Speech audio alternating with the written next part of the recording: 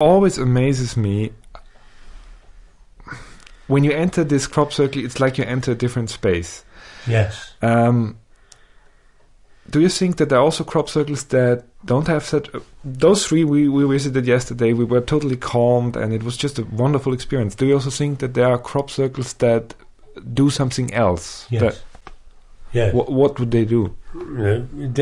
Look, the point is there are no rules here. There are some crop circles that make some individuals feel bad.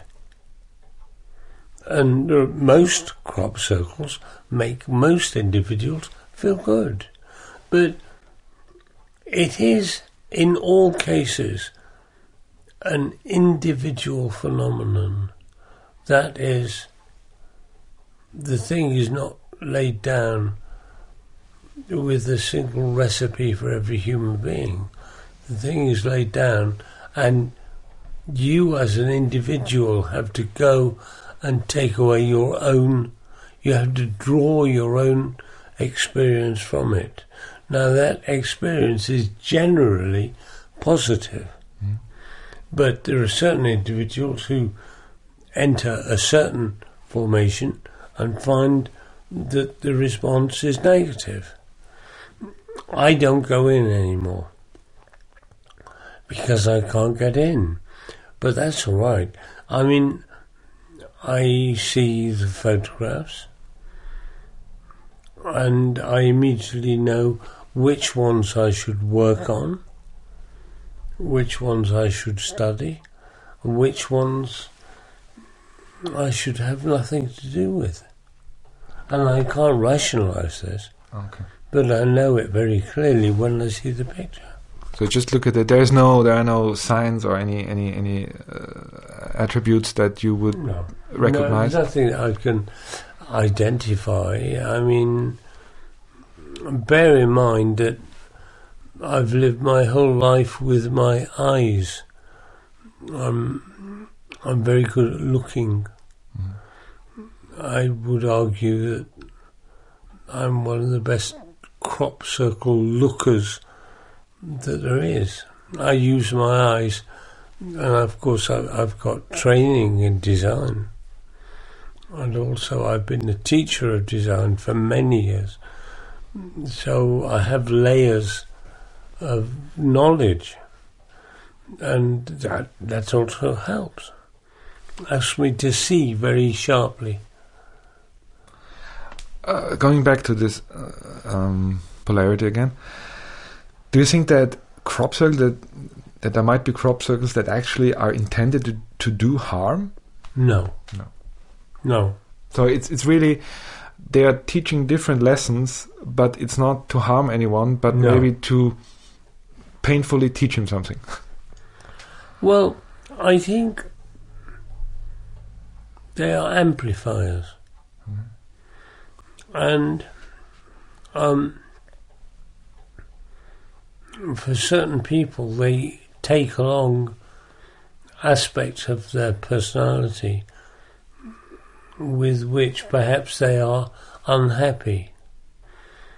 And in some cases, the experience of the crop circle will serve to amplify that unhappiness, and to amplify some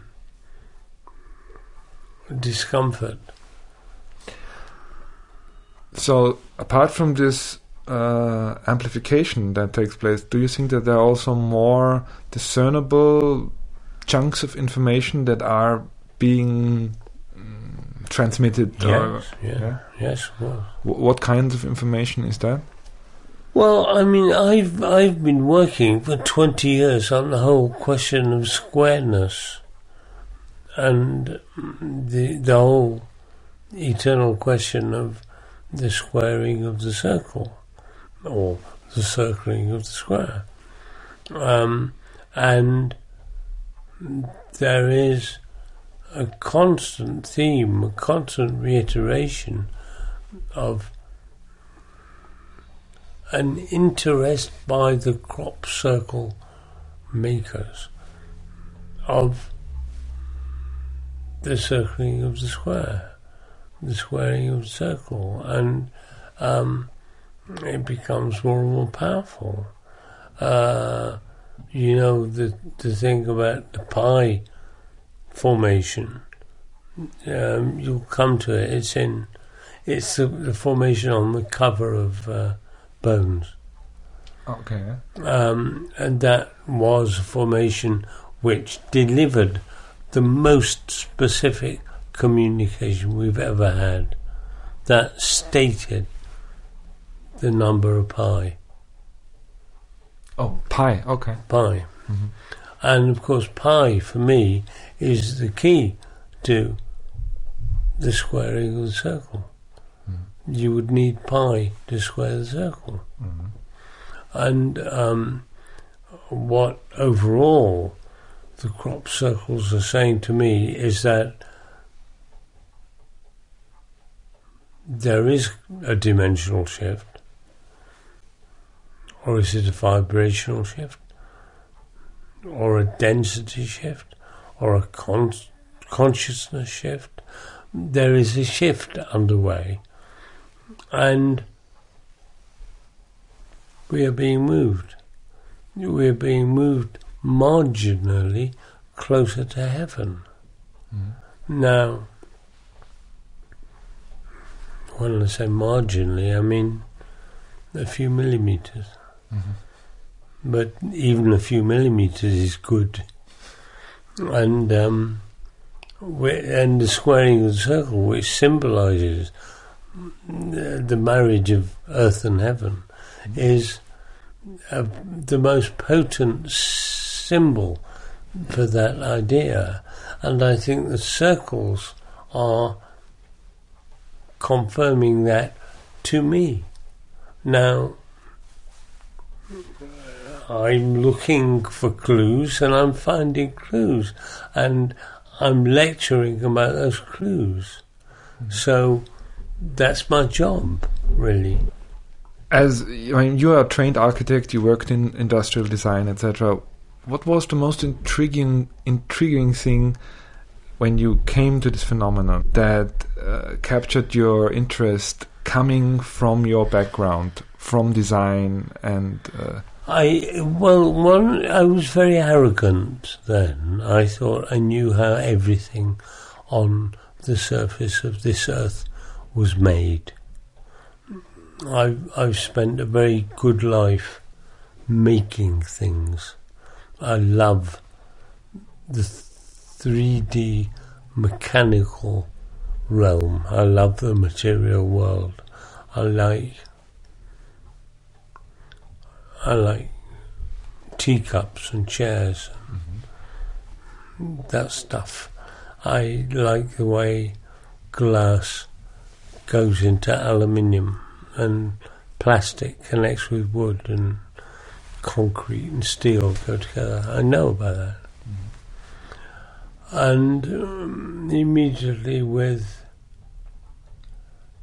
the 1990 Altenbahns formation, I knew it was not possible to make this by earthly means. There was no technology that could do this. I knew immediately. And of course you go into the details in your book about how to make this inner square, which for me was very interesting. Well, I'm glad. This was very important to me. Yeah. I mean, so it's an obvious thing, but it's only obvious if you know it and you see it. Yeah. So that's also interesting for me. I mean, when you are around here, you meet a lot of people who do all kinds of measurements. Even we do some strange measurements this time, just to see what happens. When on the other hand, you can learn a lot about them just by looking at them. Just by looking how they are made. This is my life. Yeah. You don't need to measure the magnetic field or anything. I think all that is futile bullshit. I think it's meaningless. I think the technologies that are being used are beyond our comprehension.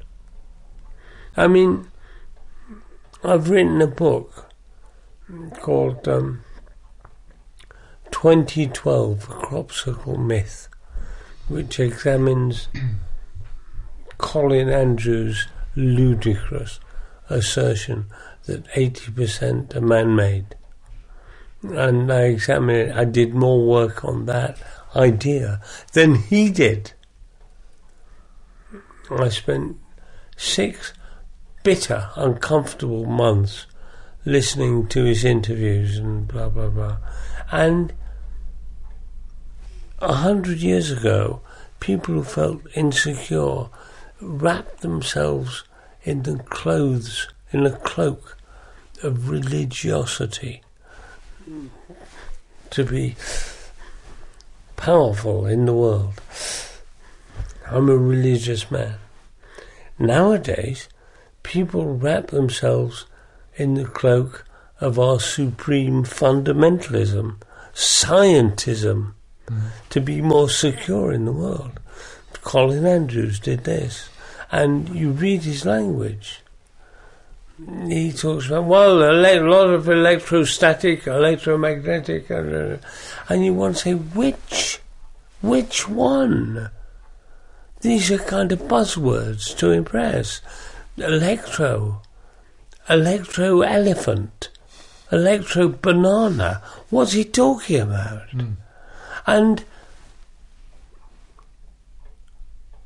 once again, as I say with hoaxing, it's all a lie. I say that the application of our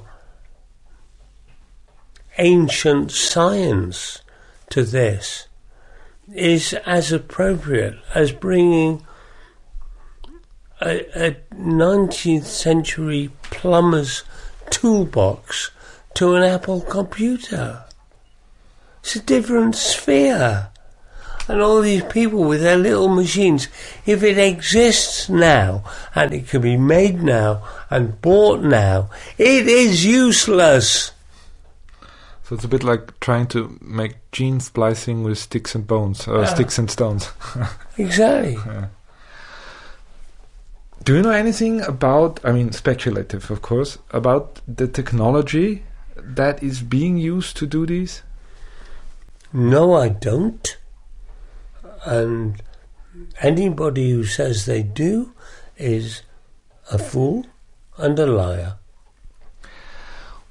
There is this very impressive, we already talked about it once, this very impressive piece of film where you can see 4 balls of light going over a field and the crop lays down. Yeah. Which is totally cognitive dissonance. Yes, it's totally out there, and so, but this film seems to be genuine. Which I always have to come back to this because it's so amazing. I mean, you met the guy the same day when I didn't meet him.